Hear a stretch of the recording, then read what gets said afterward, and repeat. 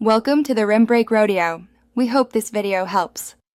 In this video, I will compare Tesla Model X versus Model Y performance.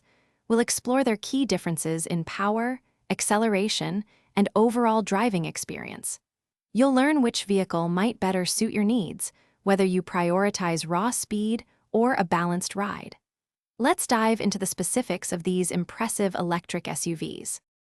When comparing acceleration, the Model X Plaid is incredibly fast, reaching 60 miles per hour in just 2.5 seconds. The Model Y performance is also quick, achieving 60 miles per hour in 3 seconds. While both are exhilarating, the Model X generally offers higher top speeds and more extreme performance variants for those seeking ultimate power.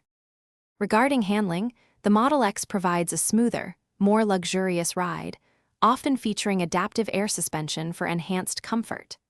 The Model Y, conversely, offers a more agile and sporty driving experience, feeling nimble on the road.